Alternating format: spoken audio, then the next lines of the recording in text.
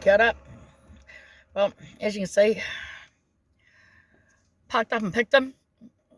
I'm just parked up down by Blue Bridge. I came across, I'm on the ferry tomorrow, but I come across today because I thought there's no reason for me to stay in Nelson. I've caught up with Sharon, caught up with Jack. I didn't catch up with Sweetie. Sorry, mate.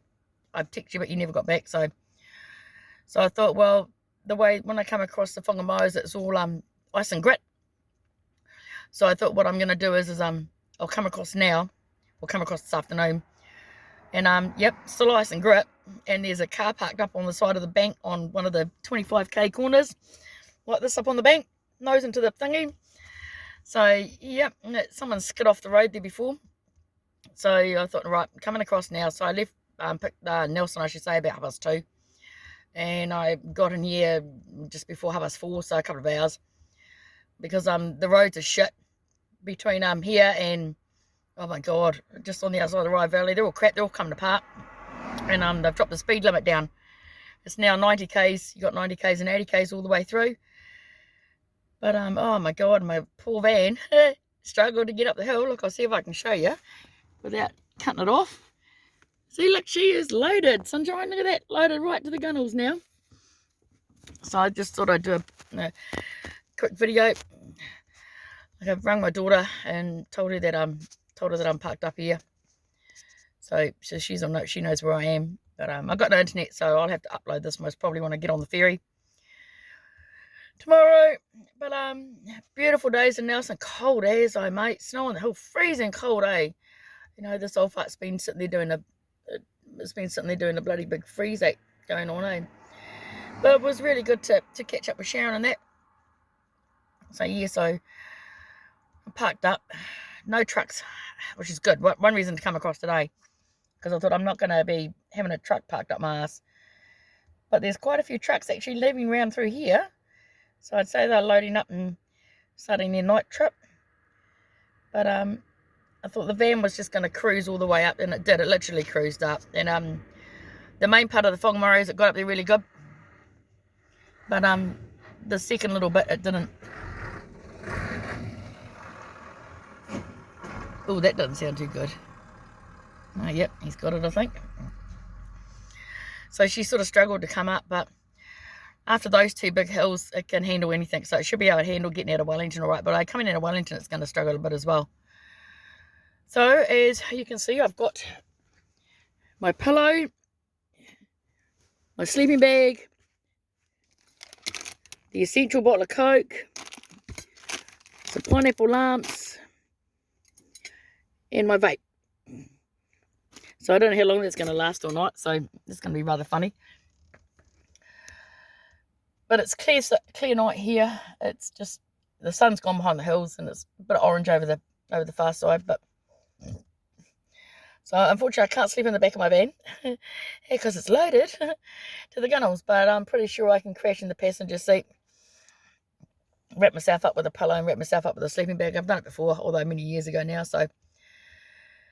But yeah, that's shed's all gone. I managed to sell the shed. They come flat packed that the day I sold it, basically, or the day after I sold it. We took 2 big loads of furniture, or not big loads, but stuff to the top like couches and chairs and bits and pieces that no one wanted. And I had a couple of no-shows to pick up stuff, so I had to bring that home with me, which is a bit of a bugger. But it's all done. This last van load is the rest of our life from living in Nelson for so many years. So it's all over, and I caught up with my son, who doesn't have anything to do with me because I'm a bad mother and all that, which is fine. I can understand that. You know, you make bad choices and bad decisions when you've got your first baby, and half the time you never know what you're doing anyway. So I can understand that. So I sort of called into his work, and he recognised me instantly. I wore a mask. And actually recognised me instantly. So I just went up to him and said, look, I'm really sorry. I apologise for any hurts that I've caused you, you know, when you were younger and when you were growing up. And it was just a case of I did the best I could, and I'm sorry if that's upset you and if it's hurt you and if it's, you know, injured you, and it most probably has, because I was a bit of a wild child way back then. Actually, I'm a bit of an older wild child now, so it most probably has. But And his response was, well, that's fair enough. But that was it. I sort of left after that. I sort of touched him on the shoulder and I said, that's all I really come in to say, because I don't expect him to get in contact with me or to say, yeah, mum, I accept your apology and all that bullshit. I don't expect any, I have no expectations like that at all. He's wiped me completely. And that's fine. That's what he wants to do. He's an adult. He makes up his own mind. But I thought, oh, it's absolutely shitting bricks. Lots of praying to the man upstairs. Do I do this? Do I not do this? You know, do I go in there? Do I not go in there? And it was like, yes, you need to go in there and at least you need to at least apologise for whatever you've done. You know, and at least I've done that now. So the sense of relief that I've done that is actually pretty good. But I'm not coming back down to Nelson again. This is it. This is the last trip I'll come down. I'm not even going to come down for holiday. So this is one part of our life, because my girl and I were down there for 13 years. So this is one part of my life that's actually over. Now, the door has now been closed. That's it. This is the last lot. So now we can start looking at, you know, getting bits and pieces organised and getting sheds out in a clean place and start building our own little sort of miniature version of a tiny home. So that's the next step. Get back up north. Unload this. My girl's going to have a heart attack when she finds out some of the stuff in here, because I haven't told her. She says, oh, what's in there? I said, I'm not telling you. You have to unpack it.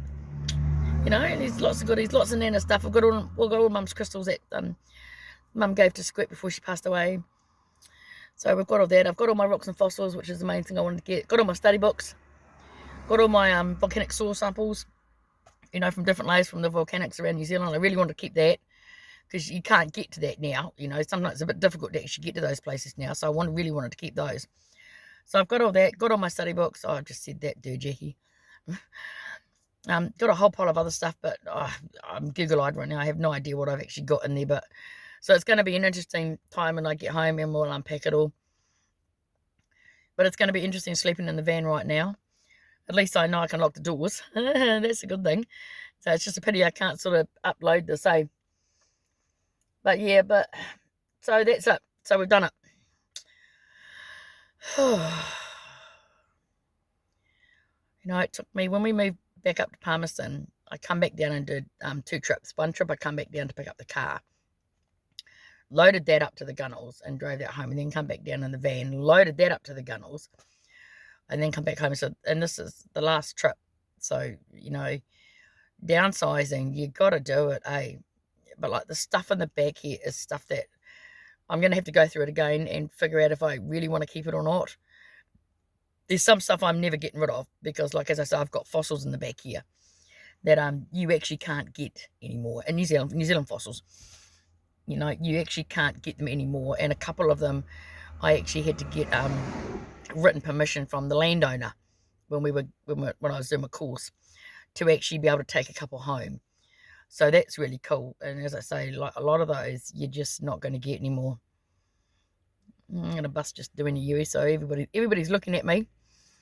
So it's really funny. So I'm having lots of toots and bits and pieces and lots of thumbs up. There was a guy walked past before that gave me a big thumbs up and a toot, and I've had cars overtaking me when I've pulled over to let them through tonight. Go, toot, toot, toot, toot, toot, toot, toot. So the van's getting out there, eh?